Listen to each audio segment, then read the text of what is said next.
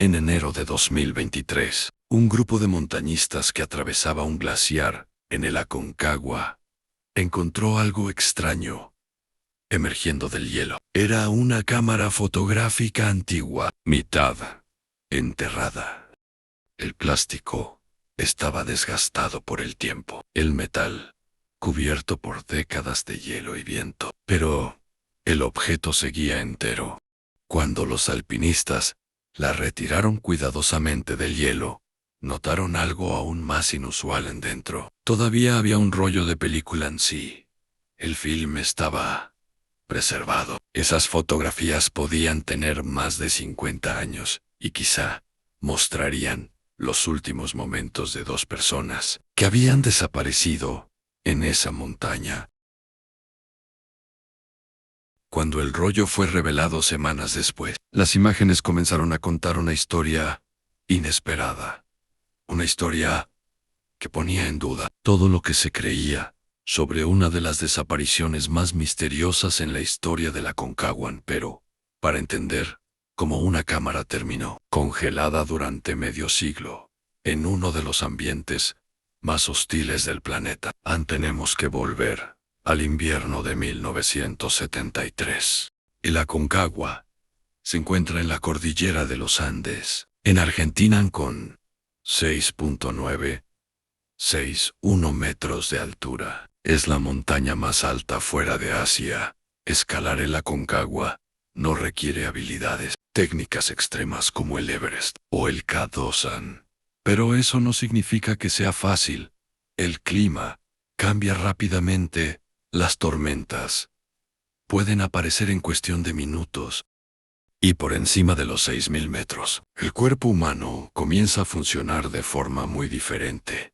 El aire contiene aproximadamente la mitad del oxígeno que existe.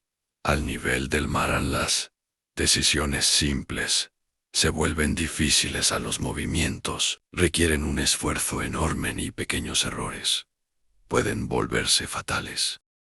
A comienzos de 1973, dos jóvenes montañistas estadounidenses llegaron a Argentina con un plan sencillo: escalar el Aconcagua por la cara norte. Sus nombres eran William Bill Harrington, de 27 años, y Daniel Mackenzie, de 24. Ambos tenían experiencia para la época. Harrington había participado en varias expediciones en las montañas rocosas. Mackenzie era conocido entre sus amigos por documentar todos sus viajes con su cámara fotográfica. Llevaban el equipo típico de la época: carpas pesadas, cuerdas de nylon, botas rígidas de cuero y una cámara de 35 milímetros que Mackenzie llevaba para registrar la expedición. La dupla comenzó la ascensión a finales de enero. En los primeros días fueron relativamente tranquilos. Establecieron campamentos progresivos, subiendo lentamente para adaptarse a la altitud. En campo base, en campo 1, en campo 2. Hasta ese punto, todo seguía según lo planeado. Otros grupos de montañistas estaban en la montaña durante esa temporada. Algunos dijeron haber visto a los dos estadounidenses avanzar lentamente, pero con confianza. Nada parecía fuera de lo normal. El 2 de febrero de 1973, los dos montañistas fueron vistos por última vez. Se encontraban cerca de una zona conocida como la Canaleta. Es el tramo final de la ruta normal del Aconcagua, una larga pendiente empinada de rocas sueltas y nieve endurecida. Desde allí, faltaban pocas horas para llegar a la cumbre. Pero después de ese día, nadie volvió a verlos. Cuando los dos no regresaron al campo base en el tiempo esperado, otros montañistas comenzaron a preocuparse. Se organizó un pequeño equipo de búsqueda. Durante días, escaladores y guías recorrieron la montaña, examinaron senderos, buscaron señales de caída, llamaron los nombres de los dos estadounidenses, en laderas silenciosas, cubiertas de nieve. Pero no encontraron nada, ninguna mochila, ninguna tienda, ningún cuerpo. Después de algunas semanas, la búsqueda se canceló. En ese momento, la conclusión más aceptada era sencilla. Probablemente una tormenta repentina o tal vez una caída en alguna ladera aislada en el Aconcagua. Ese tipo de tragedias no eran raras con el tiempo. El caso fue olvidado. Décadas pasaron. Las tormentas vinieron y se fueron en capas de nieve. Se acumularon en los glaciares. Se desplazaron lentamente montaña abajo. Y en algún punto de la montaña, invisible, bajo metros de hielo, una cámara permaneció congelada. Pero cuando comenzaron a excavar alrededor, reconocieron la forma.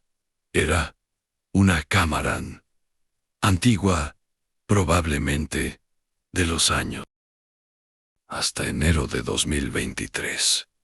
A ese verano, un grupo de montañistas argentinos recorría una zona del glaciar polaco, una parte menos transitada de la montaña. El clima era relativamente estable ese día, pero algo inusual llamó la atención de uno de los escaladores. Un pequeño objeto oscuro, sobresaliendo del hielo. Al principio parecía simplemente un pedazo de metal. El frío extremo del glaciar había preservado parte del equipo. El compartimento del film todavía estaba cerrado. A los alpinistas decidieron no abrir la cámara en ese lugar. En cambio, llevaron el objeto cuidadosamente hasta Mendoza, la ciudad más cercana, con laboratorios fotográficos especializados.